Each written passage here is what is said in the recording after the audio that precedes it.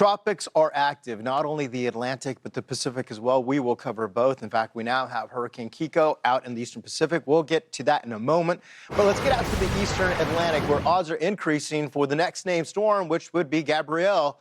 As we look at some of the hurricane hunters, been going in, checking the area out. We watch basically as we go into this week ahead, especially by the middle and the end of the week, we could be dealing with a tropical depression with what is off in the east, just south of Cabo Verde Islands. In fact, this specific storm itself is moving into a pretty favorable environment. Now it's gone up to about a 60% chance of development in the next 7 days. Cluster of storms coming together out here as we're watching closely, and as we watch in the next 2 days, probably not likely to see something develop, but it's long-term. It's those 7-day outlook that we're looking at. It's moving at about 15 miles per hour to the north and northwest in the system as we go into the next couple of days. Moves into some warmer waters, and notice the area in orange, now a better chance of development. This area here just is where we could see some development anywhere within the orange. A lot of times people think that's a cone, but it's just a reminder this is where we could see possible development. There's the Cabo Verde Islands. You can see this storm, all the storms starting to bubble up, and a little bit of a circulation starting to form here, and we're watching closely here.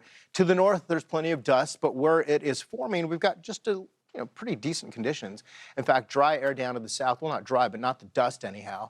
And those thunderstorms are starting to push some of that off to the north. It finds that little pocket, and if we just get that little pocket where we can see some development, that will work in its favor. Now, just in the area that we're watching just to the north of there, there is some dust as well.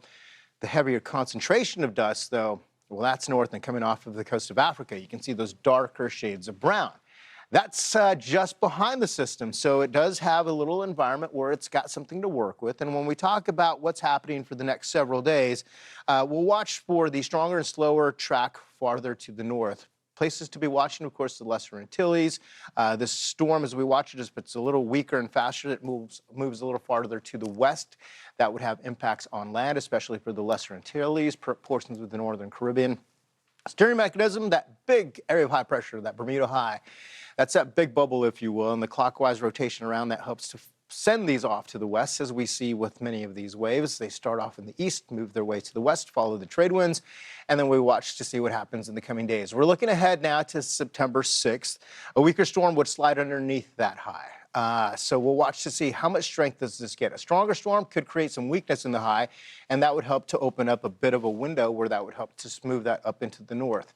So that's what we've got to watch closely here as we watch this big dip in the jet. This is an area to watch, and the tropics continue to be pretty active out there.